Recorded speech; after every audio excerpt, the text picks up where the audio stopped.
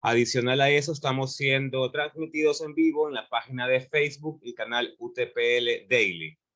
La titulación de Derecho de la modalidad abierta y a distancia de la Universidad Técnica Particular de Loja, en colaboración con Jurisconsultos Latam y el Colegio de Abogados de los Ríos, les da una cordial bienvenida. En 2 minutos empezamos para dar tiempo de que los compañeros puedan seguir conectándose. Mientras tanto, no es necesario que escriban sus nombres en el chat. Se enviará el formulario al final de la ponencia. Tengan unas buenas noches.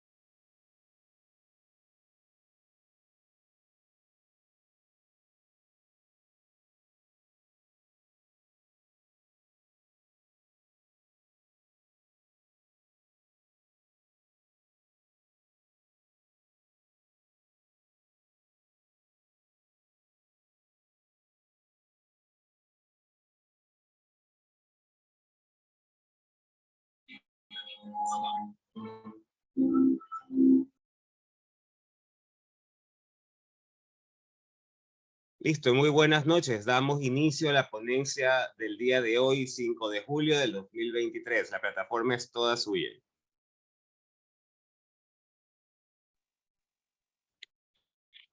Bueno, muy buenas noches a todos. Darles la bienvenida a esta nueva sesión.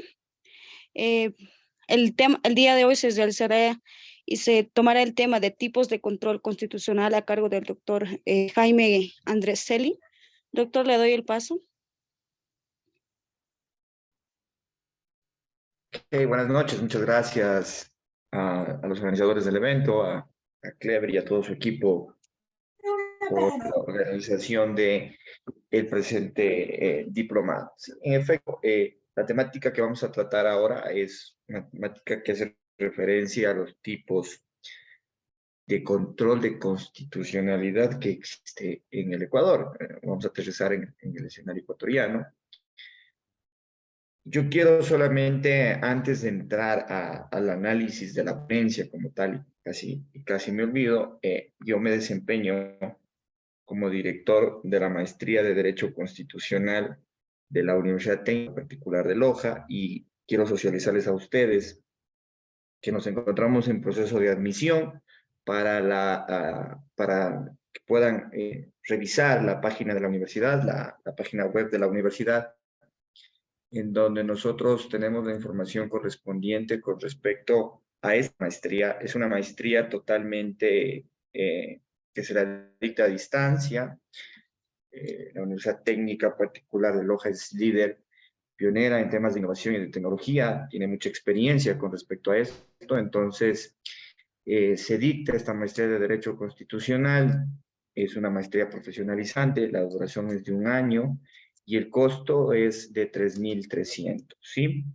Dirigida a abogados, a funcionarios públicos, a jueces también que se quieran especializar en el manejo de las garantías jurisdiccionales.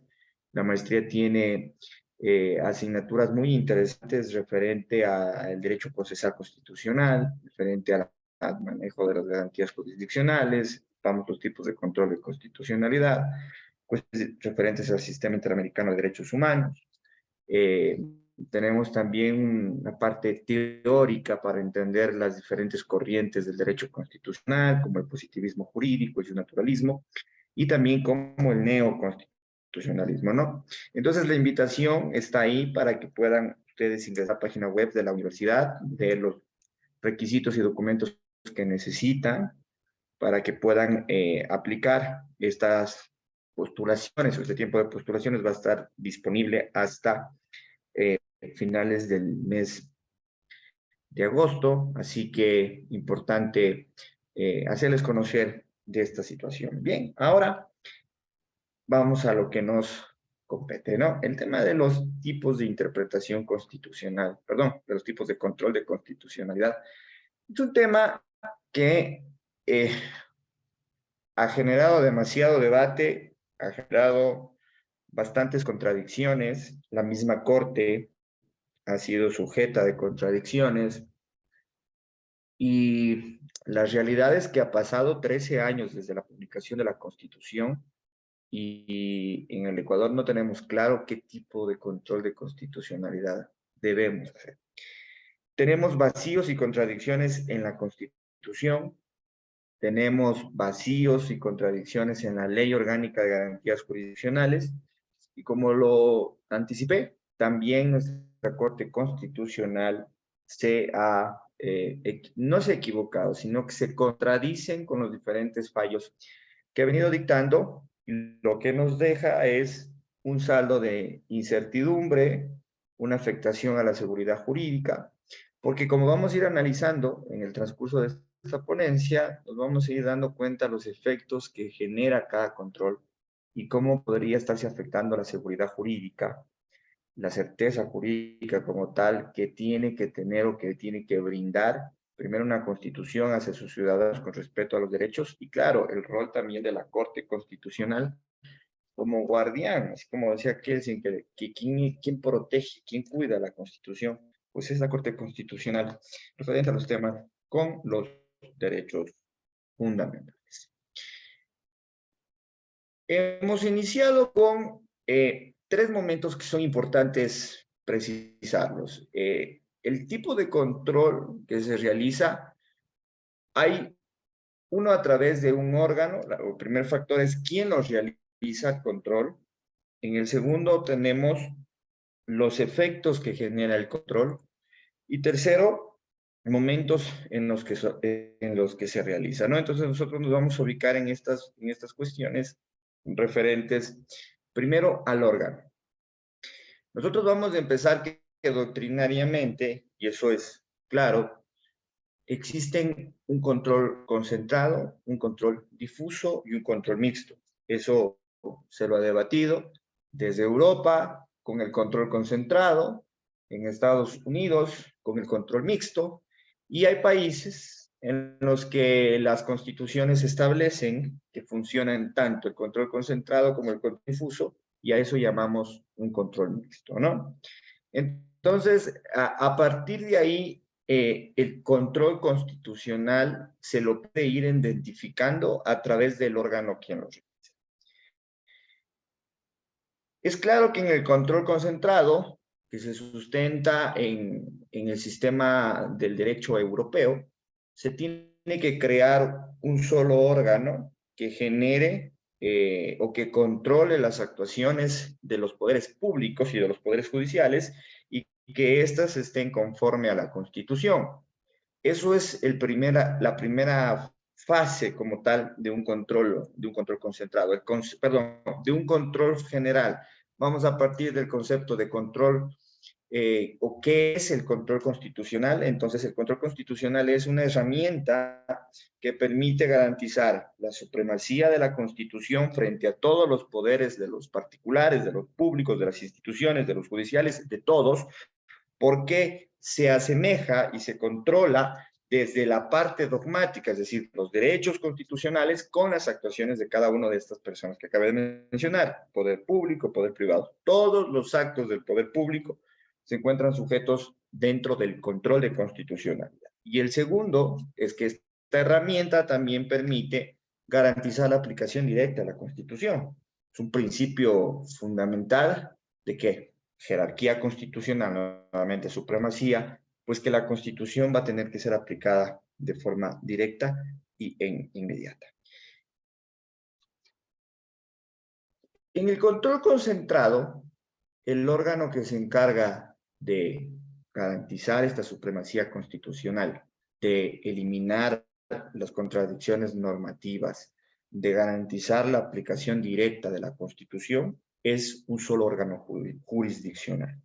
Normalmente se conocen como tribunales constitucionales o como cortes constitucionales.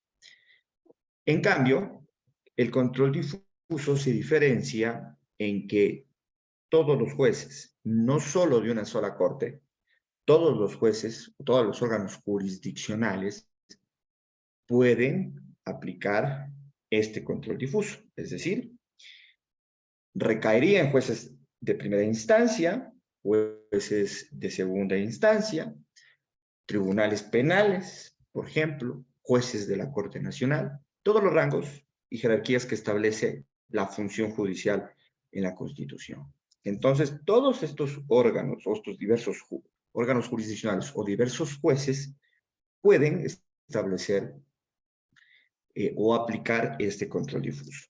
¿Dónde nace el control difuso? El control difuso nace del sistema americano, de los Estados Unidos, y el caso más emblemático, que supongo que lo hayan leído, es el caso de Marbury versus Madison, donde el precedente constitucional, las razones para decidir que el Stat Decision que se aplica en esa sentencia, genera el nacimiento de este control difuso de constitucionalidad. Y obviamente, como ya lo mencioné, cuando nosotros hablamos del control mixto, se prevé la posibilidad de que se aplique tanto el control difuso y el control concentrado. Esto con respecto a los órganos, es decir, quién lo puede realizar, ¿no? ¿Quién tiene la competencia para poderlo realizar? Ahora vamos a analizar los efectos que producen tanto el control difuso y el control concentrado.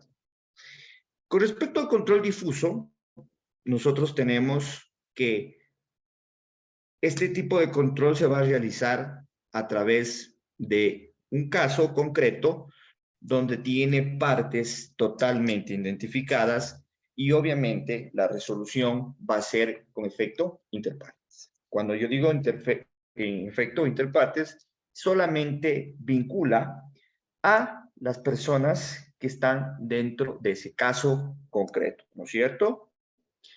Trae consigo una novedad muy interesante que es la inaplicación de la norma.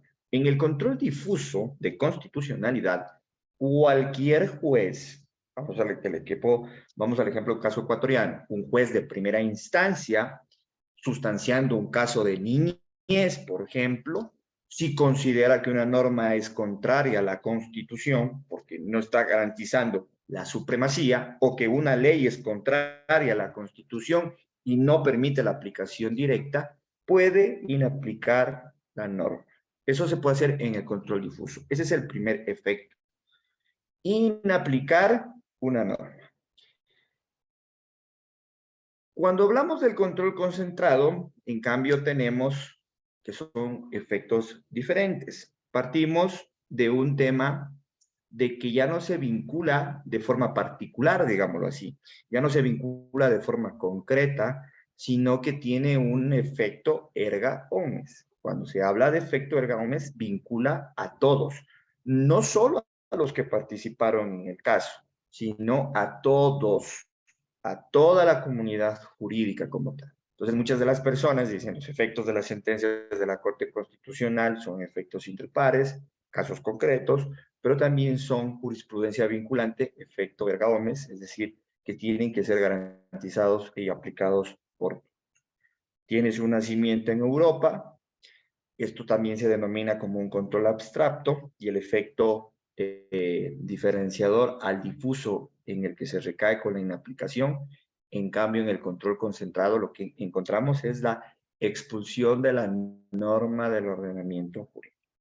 En el control concentrado se expulsa la norma del ordenamiento jurídico. Ejemplo, en el Ecuador tenemos la acción de inconstitucionalidad, cuando las garantías normativas, esas garantías que están en la Constitución, en el artículo 86, cuando el asambleísta omitió realizar la ley de forma acorde a los derechos o a los tratados internacionales de derechos humanos, y esa norma, esa producción del asambleísta contraviene a la Constitución, ese artículo o esa normativa puede ser atacado a través de una acción de inconstitucionalidad o una demanda de inconstitucionalidad, para que la Corte Constitucional analice si en efecto esa norma contradice a la Constitución, restringe derechos fundamentales y por ende tiene que ser expulsada del ordenamiento jurídico.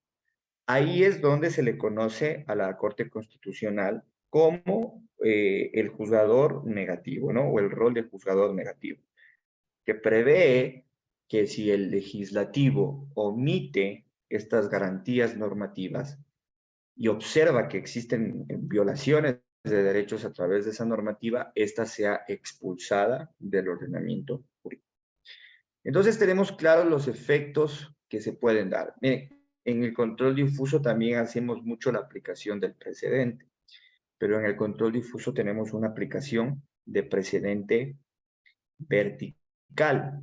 Es decir, cuando yo hablo de un precedente vertical, lo que estoy diciendo es que el juez de mismo nivel, de la misma instancia que yo tengo, resolvió un caso similar y yo puedo aplicar ese precedente para resolver si supuestamente considero que puede ser un caso análogo, que puede ser un caso similar, entonces lo resuelvo a través del precedente vertical. Pero cuando yo tengo el precedente horizontal, en cambio este viene de jerarquía, es decir, de cortes o de instancias superiores. Resuelvo como ha dicho la Corte Constitucional, a través de un precedente vinculante, ojo, o a través de una jurisprudencia de la Corte Nacional, tema vertical. Finalmente, tenemos el momento en el que se lo realiza.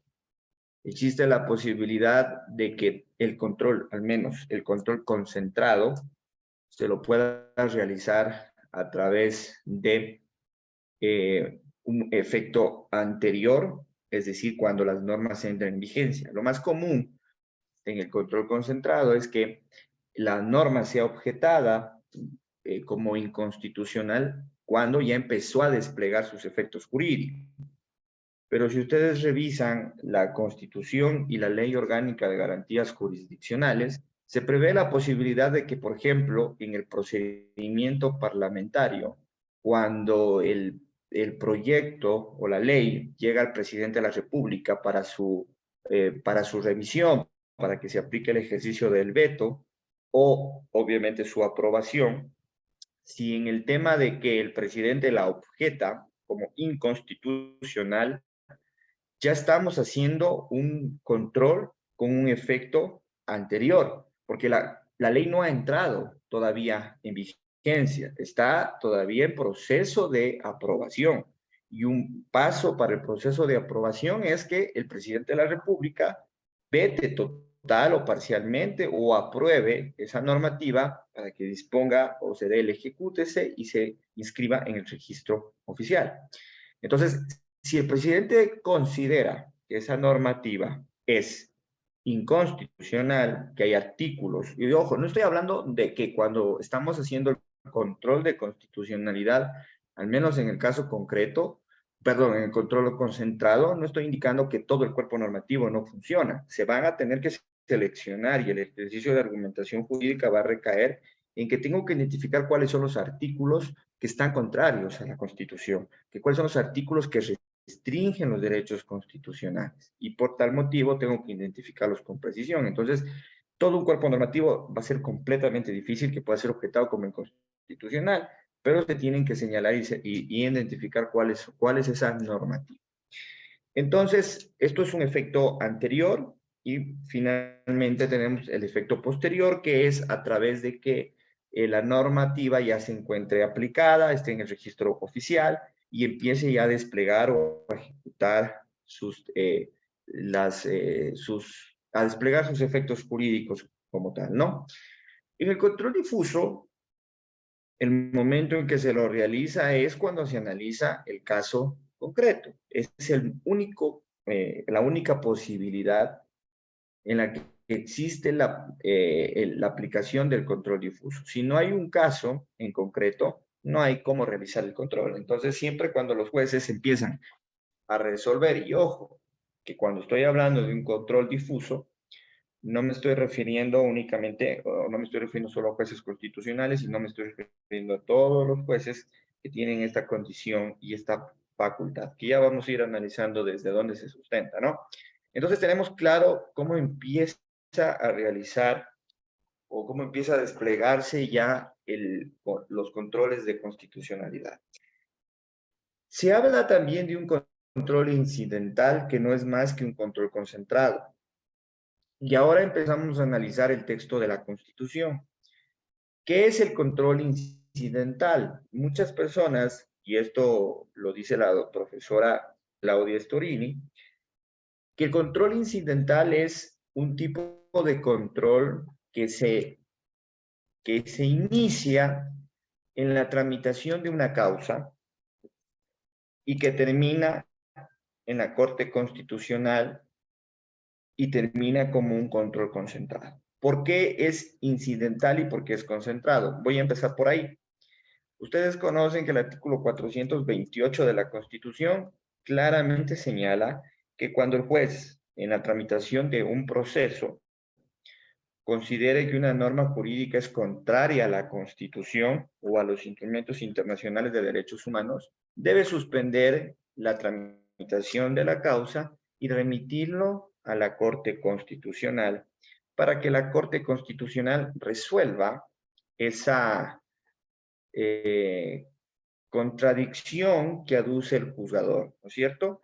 Ese efecto, esa consulta, ese proceso de consulta que hace el juez a la Corte, se conoce como un control incidental. Y a la final, ¿por qué desemboca en un control concentrado? Porque resuelve la Corte Constitucional, porque el efecto que va a tener esa absolución de consulta va a hacer que la norma se expulse del ordenamiento jurídico y le va a decir al juez, la Corte Constitucional, en efecto, señor juez, su duda es favorable, su duda es positiva, la norma restringe derechos constitucionales y no se debe aplicar. Ya no solo en su caso concreto, sino que como el efecto del control concentrado genera la expulsión de la norma del ordenamiento jurídico, ningún juez podrá hacerlo. Solo expulsar a la norma del ordenamiento jurídico es competencia de la Corte Constitucional a través de la expulsión, perdón, a través de la demanda de inconstitucionalidad y a través de la consulta de norma. Hay una corriente muy fuerte también que considera de que que la consulta de norma es un control difuso de constitucionalidad. Pero ahí estos argumentos no tienen una claridad y una justificación porque primeramente si existiera un control difuso, el juez no consultaría a la Corte Constitucional. El juez aplicaría la norma si él la considera contraria. Miren, cuando una norma es contraria a la Constitución, ¿sí? El juez dice cuando considere que la norma es contraria a la Constitución. Entonces, Si yo estoy tramitando una causa y considero que una norma es contraria a la Constitución, inaplico la norma que es contraria a la Constitución. Estoy haciendo control difuso. Pero el 428 le obliga al juez a que cuando considera que la norma es contraria, remita a la Corte Constitucional. Otro punto para indicar que también podría ser un control difuso es porque resuelve un caso concreto y porque nace de un problema particular. Y es control difuso, dice, mira, no tiene nada que ver o el origen del caso no nació con el derecho constitucional. Ha habido un millón de consultas de causas en materia penal. Entonces la jueza o el tribunal penal suspenden el juicio, ¿no es cierto? Ya están en la etapa de juicio y el tribunal considera de que hay una norma en el COIP que es contraria a la Constitución. Nace de un caso penal. Dicen, ok, vamos a analizar, vamos a confrontar la Constitución con sus derechos y el Código Penal en específico con el artículo que establece. Una demanda de inconstitucionalidad y un ejemplo claro fue el tema de la despenalización del aborto por violación. ¿Sí? Entonces la Corte cuando empieza a analizar, o cuando los jueces empiezan a analizar esto, la Corte genera este efecto jurídico erga omnes, es decir, se vincula para todos y se expulsa la norma del ordenamiento jurídico. Por lo tanto, vamos a indicar, y esto es mi opinión, sustentada en algunos constitucionalistas, que la consulta de norma, la figura del 428 establecido en la Constitución, es o corresponde a un control concentrado.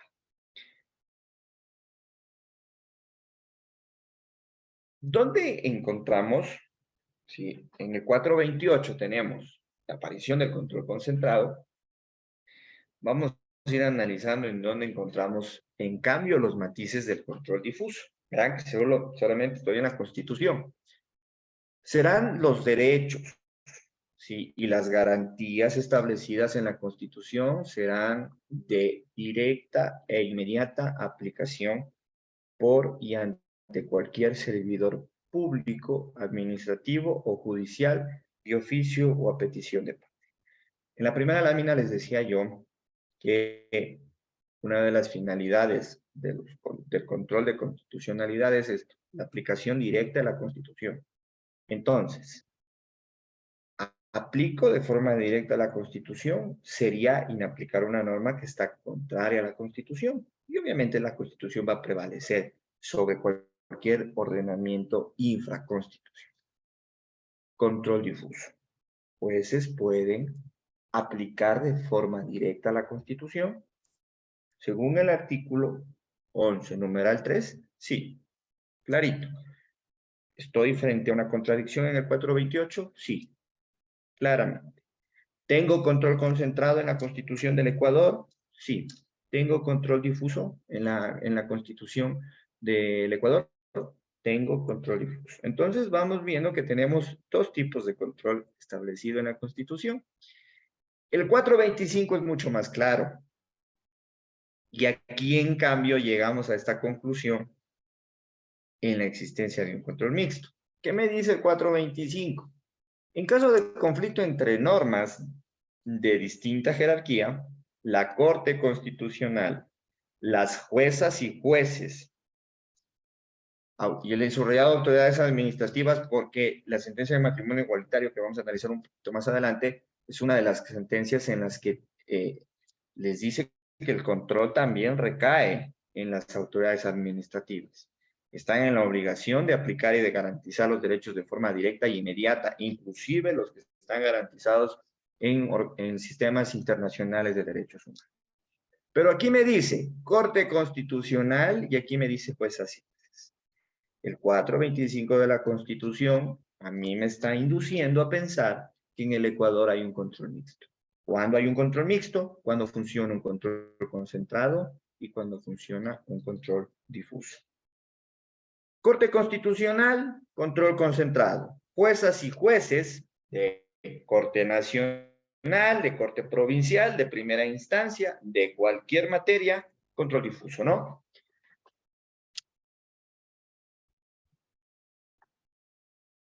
Vamos a entrar a analizar la jurisprudencia de la Corte Constitucional. Tenemos claros los elementos jurídicos determinados Un poco desde la doctrina por tema tiempo, pero yo creo que son lo suficientemente claros fueron suficientemente claros para ir entendiendo los efectos que genera y poder tener un tema diferenciador entre estos modelos. Hemos analizado lo que dice la Constitución y en dónde se reconocen estos matices. La Corte Constitucional empieza a desarrollar jurisprudencia vinculante con respecto al modelo o tipo de control de constitucionalidad que existen. Y antes de entrar a analizar solamente esto, quiero traer lo que establecía la Constitución de 1998, que demuestra una cuestión fundamental. La Constitución de 1998 preveía que hay un control difuso. Claramente, la Constitución decía, y sin cuestiones a interpretar ni hacer ningún ejercicio de hermenéutica, la Constitución del 1998 decía, señores, en el Estado ecuatoriano existe un control difuso. Pueden aplicar todos los jueces de primera instancia. ¿Qué era lo que hacían estos jueces? Y esto es lo que le falta a la Corte y este es un primer problema que tenemos en la Constitución del 2008. En la Constitución de 1998 se inaplicaba la norma. Estaba facultado para inaplicarlo. No es que esto se invente en 2008. No, esto ya viene aplicado con bastante anterioridad. Y la Constitución del 1998 ya lo recogía.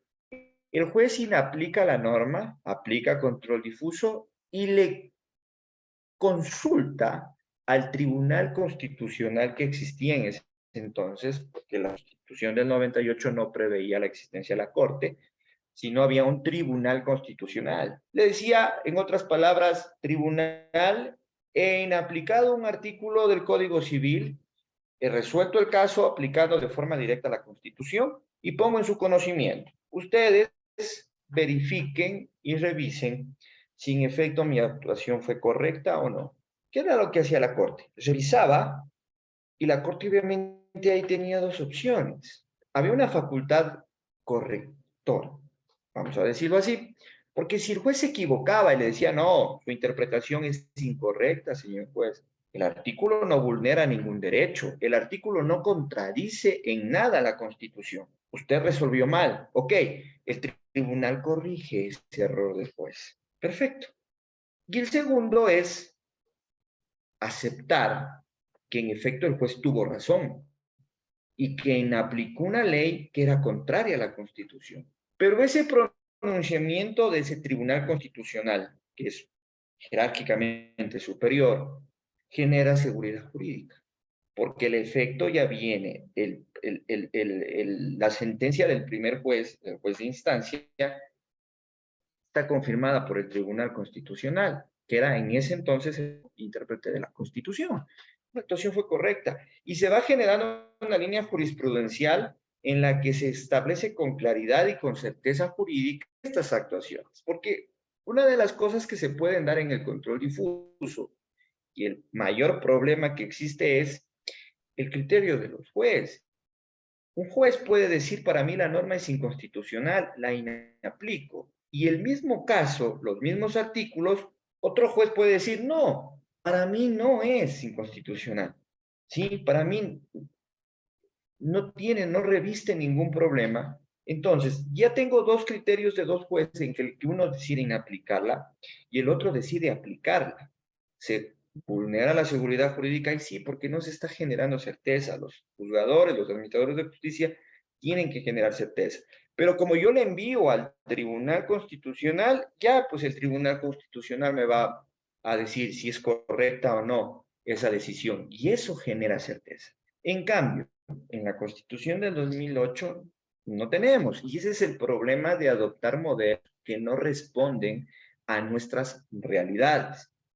Analizándolo así, como yo lo estoy explicando, en el tema de control de constitucionalidad, se debería o haber sido mejor dejar lo que decía el texto constitucional de 1998 y no tratar de insertar esta figura del 428 que empieza a generar mucha confusión, tanto para los administradores de justicia. Ahora, la Corte 436 de la Constitución prevé y tiene todas las facultades para presentar sentencias vinculantes, jurisprudencias, precedentes que regulen estas cuestiones. La sentencia 5510-CC, que se dictó en el año 2010, 2 años más o menos y un poquito más de entrada a la vigencia de la Constitución y de la Ley Orgánica de Garantías Jurisdiccionales. En este caso, la Corte dijo: los jueces están vedados para inaplicar normas jurídicas y continuar con la sustanciación de la causa. Claramente me está diciendo esta sentencia, no hay control difuso. Señores, los jueces están vedados para inaplicar normas jurídicas y continuar con la sustanciación de la causa. El tema de la inaplicación de la norma jurídica, el tema de no aplicar, decían o lo encasillan mucho con el tema del prevaricato. La Corte luego sacó una sentencia y dijo que los jueces, cuando tramitan garantías jurisdiccionales, no prevarican. Recientemente sacó una sentencia que modula nuevamente el tema del prevaricato y te dice: oye, pero si son errores sustanciales como de competencia, en que con claridad lo debe saber el juzgador, eso sí es prevaricato y ahí sí podría ser sancionado. Lo que yo no me voy a meter es a tratar de interpretar o de gestionar el fondo del asunto. Entonces, bajo esta figura de que los jueces en garantías jurisdiccionales o en la tramitación de garantías jurisdiccionales no prevarican, estaban facultados de aplicar una norma cuando ellos lo consideren o la consideren contraria a la Constitución. Entonces, esta Constitución, y les hago notar el año porque este es el primer momento, si nosotros tuviéramos la posibilidad de retroceder el tiempo y estar en el año 2010, estaría yo diciéndoles: aquí hay un control concentrado, señores, está claro, la Corte ya lo ha dicho, pero esa es una cuestión positiva de la Corte, porque la Corte con claridad lo está diciendo: los jueces están vedados para inaplicar las normas jurídicas y continuar con la sustanciación de la causa. Entonces, vamos a preferir el 428. Entonces, un juez ya no podría aplicar control difuso. Aquí ya, esta sentencia deja a un lado el 11 numeral 3. Ya no hay aplicación directa de la Constitución, porque si el juez tiene duda, tiene que consultar. Si el juez considera que hay una norma que está, tiene que consultarlo sí o sí.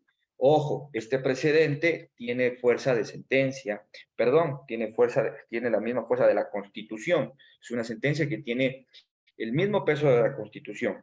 Y un juez que no aplique este precedente puede ser sancionado. Entonces, era grave apartarse de este precedente. Empezó la moda de que todo era consulta a la Corte Constitucional. Entonces, hubo un momento en que empezaron a llegar consultas a la Corte por todo.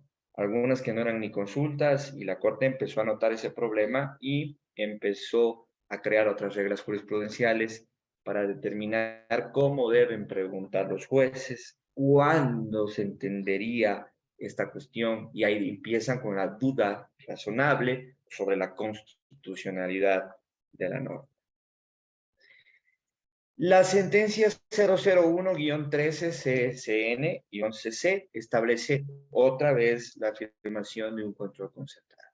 Solo a la Corte le compete expulsar las normas que son contrarias a la Constitución y siempre debe elevar a consulta a la Corte, ¿no? Entonces, la sentencia que acabo de mencionar, la 5510 y la sentencia 001, en esos momentos cerraron el debate sobre el tema de los controles de constitucionalidad y dijeron: en el Ecuador se tiene que aplicar o se tiene que hacer un control concentrado. Jueces de primera instancia, ustedes no pueden inaplicar una norma y continuar con la sustanciación de la causa. Jueces de primera instancia, ustedes tienen que consultar sí o sí a la Corte Constitucional cuando exista duda sobre la constitucionalidad de una norma. Del 2010 llegamos al año 2019, en donde la Corte Constitucional dicta la sentencia referente al matrimonio igualitario. En el párrafo 290 de esta sentencia, la Corte dice: el juez y la jueza tienen competencias para realizar control de constitucionalidad y de convencionalidad. Como cualquier otra autoridad pública en el ámbito de sus competencias. La Corte Constitucional es el máximo intérprete de la Constitución y sus interpretaciones tienen el carácter de precedente, que son normas jurídicas que tienen un alcance general, abstracto y obligatorio, pero no puede ni debe ser considerado el único intérprete. ¿Sí? Aquí yo tengo dos cuestiones que ya me están diciendo. No solo la Corte puede interpretar en el control concentrado, sino que también las juezas y jueces tienen competencia. Y también, no solamente cuando se habla del único intérprete, recae tanto en los jueces de primer nivel, ni solamente en los jueces de Corte Constitucional y en el control concentrado, sino que también recaen en los administrativos. Por eso les decía yo que también el control está orientado a las decisiones que tomen las autoridades públicas en el ejercicio de sus funciones. Vuelve a topar el tema del prevaricato, con relación si un juez o una jueza prevarica por inobservar una norma que se considera inconstitucional, inobservar una norma que se considera inconstitucional y aplicar de forma directa la Constitución, los operadores de justicia no prevarican. ¿Qué decían los jueces cuando nosotros se escuchaba hablar del control difuso? Decían, no. ¿Cómo nos vamos a separar de una ley? ¿Cómo vamos a dejar de aplicar una ley si el juez tiene que aplicar la ley? Tradicionalmente ese es el concepto, ¿no es cierto? ¿No? La ley está y reúne sus procesos de validez, es dictada por la Asamblea, aprobada en debates, perfecto. Pero la pregunta es, ¿esa ley es justa? ¿Esa ley? No hablemos de justicia porque ahí vamos a entrar en un tema muy difícil. Simplemente, ¿esa ley está acorde a los derechos establecidos en la Constitución? Entonces nos damos cuenta de que hay normas que no están acordes a la Constitución, lo que está contraveniendo totalmente el Estado constitucional de derecho. Entonces, frente a esta cuestión, dicen, ok, esto es lo que trae consigo el neoconstitucionalismo. Un juez puede separarse de ese principio de legalidad tan fuerte que tiene el derecho y decir, yo no aplico una ley para aplicarla a la Constitución, si ya me van a sancionar, prevaricato, eso es grave, tenemos que aplicarla a la normativa.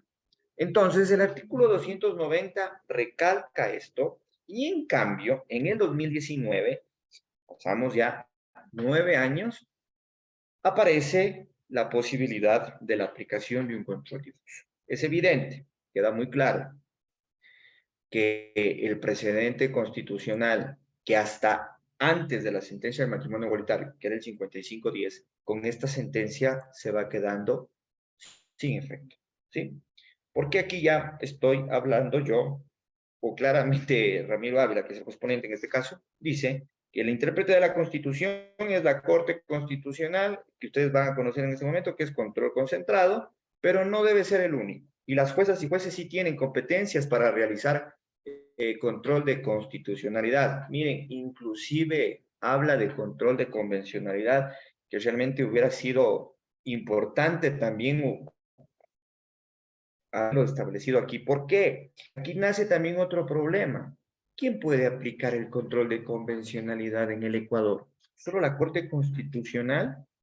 ¿O un juez de primera instancia aplicando control difuso y control de convencionalidad también lo puede hacer? La Corte no me lo ha dicho. Ok, ¿qué pasa con el control de convencionalidad? El juez no resuelve de acuerdo a la ley. El juez resuelve de acuerdo a todo lo que se encuentra establecido en el bloque de constitucionalidad. ¿Y qué es este bloque de constitucionalidad? Son todas las sentencias que se encuentran determinadas en los sistemas internacionales de derechos humanos. Convención Americana de Derechos Humanos, jurisprudencia de la Corte, y en esta misma sentencia del matrimonio igualitario se determina que las opiniones consultivas, que también es otra facultad de la Corte Interamericana, son vinculantes para los estados.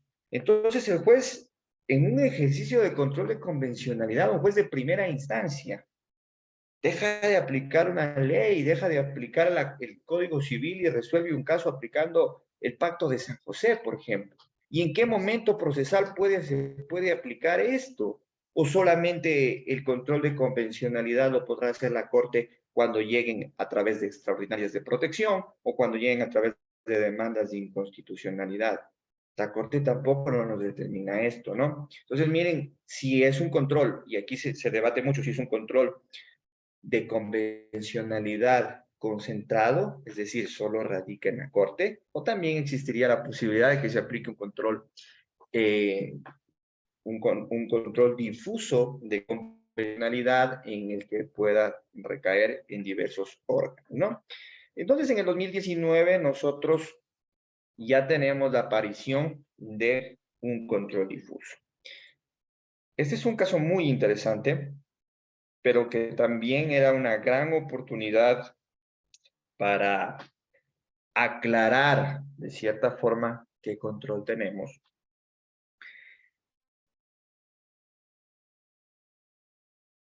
Hay matices interesantes aquí. La Corte aquí alaba un procedimiento de un juez que tomó la decisión de inaplicar una norma, solo, y esto por cuestiones de tiempo. Tengo que ponerles un poco el contexto. Se presenta una acción primeramente se presenta una acción de protección. Esto sucede en Galápagos, con este régimen autónomo que tiene Galápagos, en el que dos personas del mismo sexo piden que se reconozca su unión de hecho. Ellos argumentan que la Constitución permite que dos personas del mismo sexo tengan unión de hecho, y así lo dice porque no hace distinción. La unión de hecho podrá ser entre dos personas, determina claramente el artículo de la Constitución. En ese entonces, cuando presentan esta petición, estaba vigente el Código Civil, no había una reforma todavía al Código Civil en relación a lo que determinaba el texto constitucional, pero era ley, y era una ley civil, donde se define el concepto de ley en el mismo Código Civil. Entonces, el 222 del Código Civil establecía claramente que la unión de hechos solamente es entre hombre y mujer. Hay una contradicción, hay una contradicción. El juez de la acción de protección inaplica el Código Civil. Le dice, señores, gobierno autónomo de Galápagos, régimen especial de Galápagos, ustedes están vulnerando los derechos de dos personas al no permitirles reconocer su unión de hecho, porque el Código Civil obviamente está en contradicción a la Constitución. Y yo tengo que aplicar de forma directa la Constitución y tengo que garantizarle los derechos que mejor le favorezcan a estas dos personas, y esto es aplicando de forma directa la Constitución y aplicando el 222 del Código Civil. Perfecto, resuelto el caso de acción de protección. ¿Qué tipo de control aplicó el juez ahí? Un control difuso. Inaplicó el 222 de la Constitución. Claro, perdón, 22 del Código Civil. Claramente. Procuraduría y el régimen municipal de Galápagos, no contentos con la sentencia, obviamente, presentaron una acción extraordinaria de protección. Y ahí llega el caso a la Corte Constitucional, y la Corte Constitucional en la sentencia 1116-13, EP/20, en su párrafo 25 concretamente, da su respuesta. Y la Corte alaba, por eso les decía, la Corte dice, ok, el juez resolvió de forma correcta el caso. Inaplicó el 222 del Código Civil, prevaleció la Constitución, garantizó de mejor forma los derechos. Al alabar en esa decisión los jueces de la Corte, implícitamente estamos aceptando la existencia del control difuso. Porque si no, la Corte hubiera dicho, no, señor juez, usted no puede inaplicar. Y de hecho aquí se debate mucho eso. Hernán Salgado, el expresidente de la Corte Constitucional, emite un voto concurrente. El voto concurrente en garantías jurisdiccionales concluye en la decisión de aceptarla, ¿sí? Pero con otros fundamentos. El voto salvado, en cambio, es todo lo contrario al voto de mayoría, pero aquí hay votos concurrentes que tienen otros argumentos, que tienen otra argumentación jurídica. Pero el análisis del voto del doctor Hernán Salgado es en que en el Ecuador existe un control concentrado. Miren, uno de los mejores constitucionalistas que puede tener el Ecuador sigue sosteniendo su teoría de que en el Ecuador se debe aplicar o existe el control concentrado. Y en el voto en ese voto concurrente dice, hay un control concentrado en el Ecuador, pero ya no es un voto concurrente, porque ese es un voto salvado, porque estás dando todo tu opinión contraria con respecto al tema del control de constitucionalidad. Entonces, dice, los jueces tienen que aplicar el 428 de la Constitución. Y el juez, en el caso de Galápagos, no tenía que inaplicar, sino tenía que consultar para que la Corte resuelva. Obviamente la contradicción era evidente, dice Hernán Salgado, pero el procedimiento era consultarle a la Corte. A más allá de eso, la Corte, la Ley Orgánica de Garantías Jurisdiccionales dice 45 días para la resolución del caso y la Corte no resuelve dentro de ese tiempo. Entonces el debate se sigue generalizando en este aspecto, pero los votos de mayoría en los jueces claramente dicen no hay vulneración a la seguridad jurídica porque la Procuraduría y el régimen inclusive hablaban del tema de prevaricato, asunto de materia penal, decían que este juez había violentado la seguridad jurídica al no aplicar el ordenamiento jurídico claro, previo y público. La sentencia 1116, que prácticamente es lo que les contaba, ya me adelanté un poco ahí, determina estas cuestiones, ¿no? Entonces, el 425 de la Constitución analiza o establece el orden jerárquico de las normas, esta tradición o esta cuestión del asunto de la pirámide de Kelsen como tal, para determinar obviamente las reglas de solución de antinomias. Uno de los métodos de interpretación constitucional es la regla de solución de antinomias, norma superior derrota a la norma inferior. En esta sentencia, lo que la Corte prevé establecer es que en el Ecuador se tiene que establecer un control mixto de constitucionalidad, porque la sentencia lo que determina es, ante un conflicto o colisión entre normas constitucionales e infraconstitucionales, las juezas y juezas están en la posibilidad de aplicar directamente la Constitución. Y el segundo, elevar a consulta sobre la inconstitucionalidad de una norma infraconstitucional ante la Corte Constitucional. ¿Cuál es el punto dirimente de cuando el juez, porque aquí es el problema de los jueces, cuando el juez aplica directamente la Constitución y cuando el juez consulta? Eso no me determina el fallo 1116, porque me dice solamente la complejidad del conflicto bajo su conocimiento. Según la Corte, el procedimiento que se deba seguir en el tema de la aplicación directa de la Constitución depende de la complejidad del conflicto bajo su conocimiento. Entonces, la Corte Constitucional tampoco nos ha ayudado con precisión a ir definiendo un modelo exacto de tipo de constitucionalidad que nosotros tenemos. Para mí una solución es volver a tener o hacer lo que se estaba haciendo en la Constitución de 1998. Tenemos un control mixto de constitucionalidad.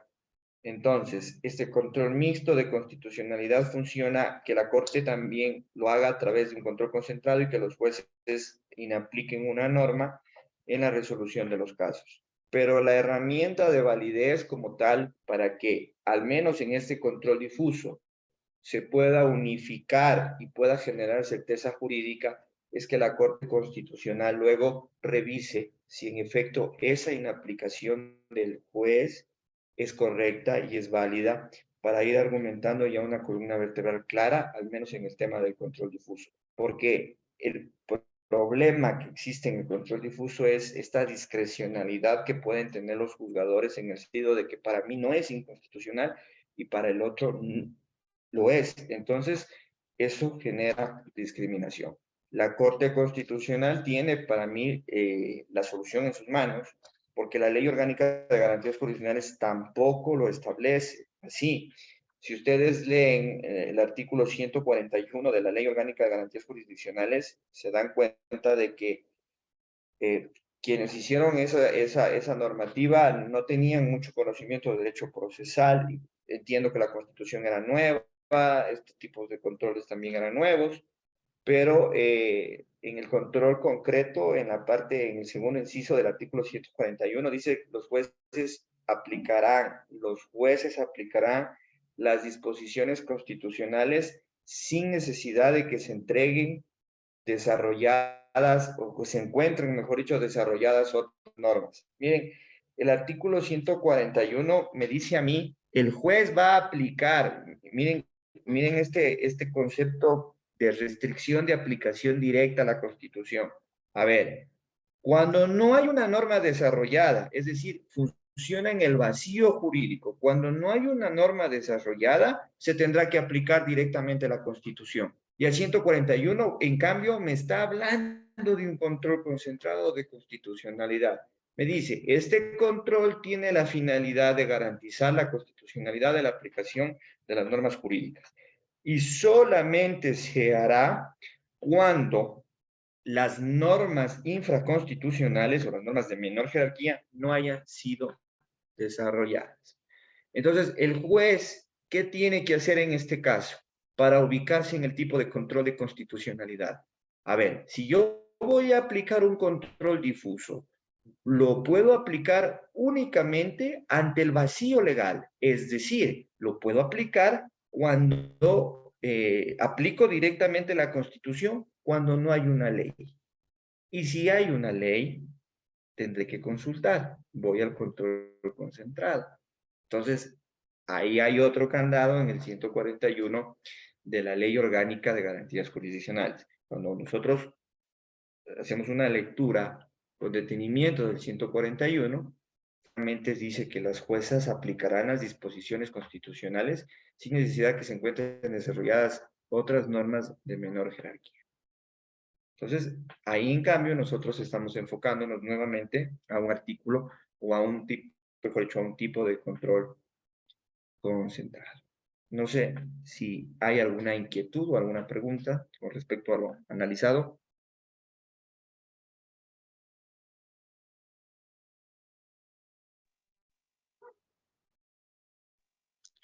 Muchas gracias, doctor, por el tiempo y por el conocimiento brindado. Pueden habilitar sus micrófonos si tienen alguna pregunta o directamente en la plataforma de Facebook podrían escribir la pregunta en los comentarios y se lo haré llegar al doctor. Doctor, muy buenas noches. Tengo una pregunta en Facebook de Iván Chimbo. Nos comenta qué se entiende por inaplicar. Inaplicar simplemente es dejarla la norma jurídica, no argumentar, no sustentar y aplicar directamente la Constitución. Es decir, no, para mí, cuando una norma es inconstitucional, para mí no existe. Esa inaplicación no la tomo en cuenta para resolver el caso y tomo las que yo considero necesarias para resolver lo que deben estar desde la Constitución. Eso es. O sea, ¿cuál es el concepto general? Los juzgadores deben aplicar la ley, es decir, hacerla cumplir, hacerla respetar, fundamentar y argumentar lo que está determinado en la ley. En cambio, la inaplicación va a decir, yo no la tomo en cuenta, no fundamento mi fallo en esto, porque básicamente lo considero inconstitucional. En el caso de Galápagos, si el juez hubiera aplicado el artículo 222, decía que el acto de no permitir el reconocimiento de la unión de hecho era legal y que no vulneraba derechos constitucionales. En cambio, el juez resuelve de forma diferente y dice, si yo me voy por el 222 y si fundamento en que la unión de hecho es entre hombre y mujer, estoy vulnerándolo. No estoy aplicando de forma directa la Constitución y estoy vulnerando derechos constitucionales. Como aplicar el 222 del Código Civil vulnera derechos constitucionales, no lo toco, lo dejo ahí y resuelvo el caso de acuerdo a lo que determina la Constitución. No sé si está claro.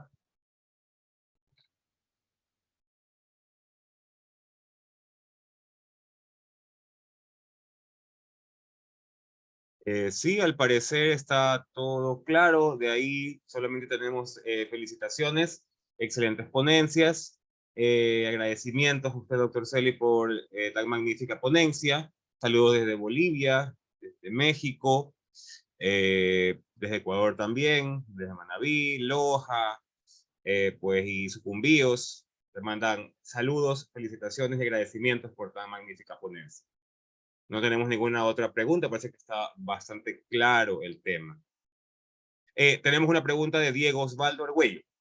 Nos pregunta, ¿podría entenderse que una resolución difusa emitida por Corte Constitucional, cuyo efecto es para las partes, puede ser considerado como jurisprudencia para otros jueces, toda vez que no tienen un carácter general?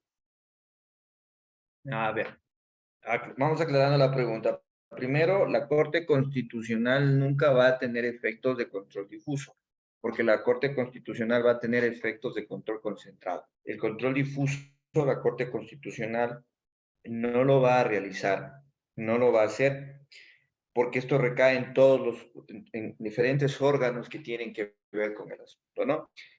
Los efectos que dice la Corte Constitucional tiene diferentes efectos. El efecto principal y el general, cuando tú presentas una acción extraordinaria de protección, por ejemplo, ¿qué efecto va a primar en ese caso? Va a ser un efecto inter pares. Es decir, vincula solo a las partes que presentaron el proceso. ¿Ya? Eso se genera en el control, eso se conoce o se genera como el control difuso. Pero los jueces en extraordinaria de protección no están analizando una incompatibilidad normativa, sino están analizando la vulneración de derechos procesales en un proceso judicial. Entonces tenemos que entender el objeto de la garantía jurisdiccional. En cambio, ¿qué ocurre cuando se presenta una demanda de inconstitucionalidad, que es un control concentrado y que esto genera un efecto erga omnes? ¿Por qué? No solo va a vincular a quien presentó la demanda, sino tiene efectos generales porque es una disposición en control abstracto ante el ordenamiento jurídico. Entonces ahí sí vincula a todos. Control concentrado como tal. Vuelvo en el tema de la acción extraordinaria de protección. La Corte, si lo considera necesario, va a resolver o va a crear o puede crear un precedente constitucional en tramitación de una extraordinaria de protección. Es totalmente permitido. Pero lo que quiero yo dejar claro aquí es que la presentación de la extraordinaria de protección no es un control de constitucionalidad como tal, sino es una revisión o establecer si en efecto se respetaron los derechos constitucionales en la tramitación de un proceso judicial. Pero esa sentencia que lo dicta la Corte en esa extraordinaria de protección, si la Corte lo considera necesario, le puede dar el efecto erga omnes. Eso es totalmente permitido. Pero obviamente tiene que reunir requisitos de que el precedente sea novedoso, de que la sentencia sea nueva, de que resuelva algún problema jurídico que no ha sido resuelto por ninguna otra sentencia, inclusive que establezca el tema de la aclaración o de la oscuridad. ¿Cuál es el valor del precedente o de la jurisprudencia? Es ante antinomias jurídicas, que viene a ser una contradicción entre una ley y la Constitución, que es control abstracto como tal. También podría existir en el tema de la tramitación de una causa. Entonces, en esa extraordinaria de protección, la Corte dice, por ejemplo, hay un precedente obligatorio de la Corte en extraordinaria de protección que tiene que ver con la regla de preclusión en el tema del laudo arbitral. Entonces, mire, es un caso que me dice, la Corte me dice, para que usted me presente una extraordinaria de protección en contra de un laudo arbitral, tiene que agotar la nulidad del laudo arbitral en manera civil. Luego de la sentencia de la nulidad del laudo arbitral, presenta su extraordinaria de protección. Ese es un precedente vinculante, erga omnes, que aplica para todos. Entonces, yo a partir de eso tengo que, sí o sí, agotar la acción de nulidad para proceder luego a presentar la extraordinaria de protección. ¿Estamos claros?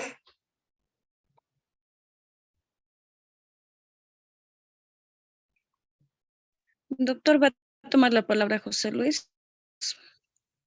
Claro que sí. Buenas noches, doctor. Muy excelente su ponencia. Gracias. Felicidades. Le habla José Luis desde Bolivia. Nosotros teníamos un caso muy particular de esto de las elecciones y demás para el presidente. Había un presidente que ya estaba 3 consecutivas elecciones y ganó. Y bueno, estaba por lanzar otra vez a la candidatura, ¿no? Y el pueblo se opuso y demás y sacaron una ley para hacer la consulta al pueblo, que el pueblo decida. Y el pueblo decidió que no. Entonces el presidente a través de su bancada eh, hace la consulta al Tribunal Constitucional y el Tribunal Constitucional dice, evidentemente no se puede ir a reelección, pero había un pero, que la invocaron al Pacto de San José.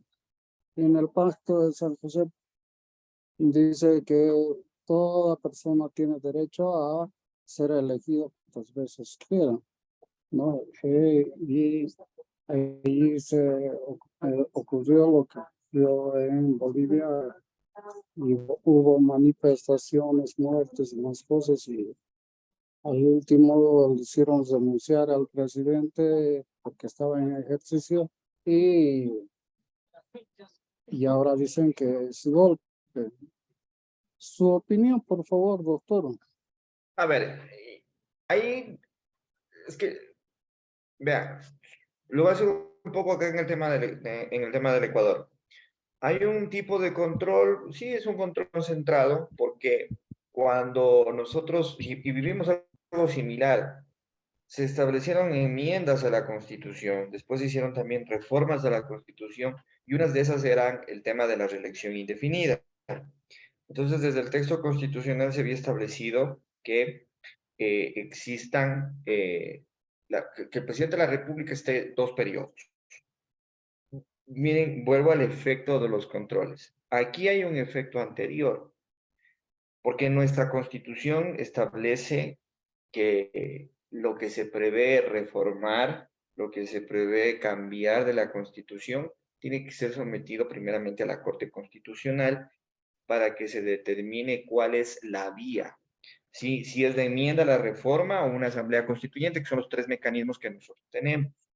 Y claro, obviamente, cuando se habla de restricción de derechos, cuando se habla de supresión de garantías o de reformas de la Constitución, la Corte tiene que ser muy sutil en esos aspectos y determinar si en efecto se da o no. Y eso es un control, y es un control previo, porque todavía no está aplicado. La Corte está diciendo, váyanse por la vía. En la primera ocasión, la Corte dijo, váyanse por la vía, váyanse por la enmienda, y la hicieron a la enmienda a través de la Asamblea y se modificó la Constitución. Ese es el camino que debe seguir. ¿Cuál es el rol de la Corte Constitucional en ese caso? Determinar cuál es la vía, ¿no? Y ese sería el mecanismo como tal, porque la Corte ahí genera un tipo de contrapeso. Entonces, con respecto a eso, yo consideraría que son las Cortes Constitucionales a través de estos filtros. No sé cómo estará determinada la Constitución boliviana con respecto a los procesos de reforma, pero en este tema de aquí en el Ecuador es un poco claro, porque sí prevé ya ese dictamen previo. Si la Corte dice que no restringe derechos y que la vía es a través de la Asamblea y que existe la posibilidad de que se lance, pues en efecto lo puede hacer, ¿no? La otra posición es que básicamente no se tiene que limitar o no se tiene que restringir los derechos de participación, que son los derechos que están en juego en esos casos, ¿no? Pero todo esto nace desde mi punto de vista, desde la concepción en que se dé o se tenga dentro del mismo texto constitucional. Gracias, doctor. ¿Alguna pregunta más?